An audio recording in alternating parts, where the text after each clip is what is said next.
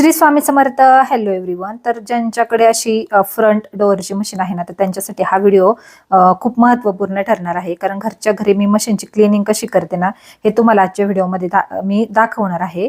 तर ही मशीन अगोदर सांगते की ही IFB ची फ्रंट डोअरची मशीन आहे 7 kg ची. तर 6 वर्ष कंप्लीट झालेली आहे आणि अजून सुद्धा ही मशीन म्हणजे या मशीन मधले जे कपडे आहेत ना, खूप छान निघतात. फक्त महिन्याला 2 महिन्याला याची क्लिनिंग करावी लागते.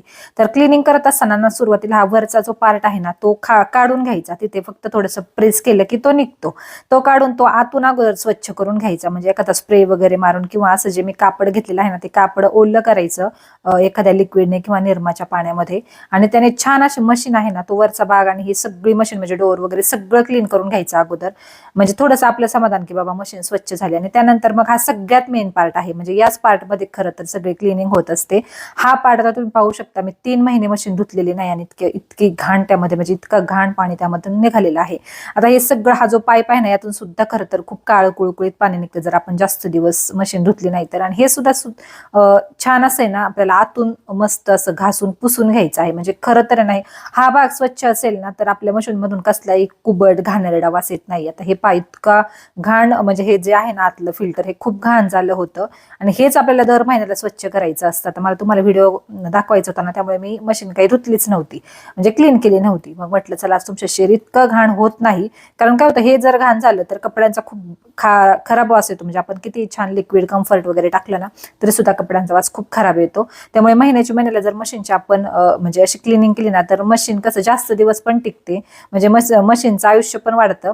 त्याचबरोबर आहे ना, मशीन म्हणजे चांगले रिझल्ट येते आपल्याला. म्हणजे कपडे वगैरे पण छान निघतात. आता खालचा हा पार्ट झाल्यानंतर हा मधला पार्ट पुसायला घ्यायचा. तर जे मध्ये रबर आहे ना, तर त्या रबरात मध्ये खरंच खूप घाण झालेली असते. म्हणजे जो कपड्यांचा मळ आहे ना, त्यात तो बसलेला असतो. तर तो सुद्धा एकदम छान क्लीन करून घ्यायचा. तर तुम्ही पाहू शकता की मी तो ना रुमालाने मस्त असा पुसून घेतलेला आहे एका छोट्याशा फडक्याने.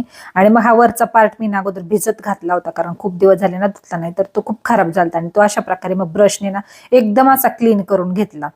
आता ही मशीनची वरचेवर आपण सफाई केली ना, मशीन चांगली चालते. म्हणजे खरंच सांगायचं तर, कारण मी खूप दिवसांपासून ही मशीन वापरते आणि खूप भारी मशीन आहे.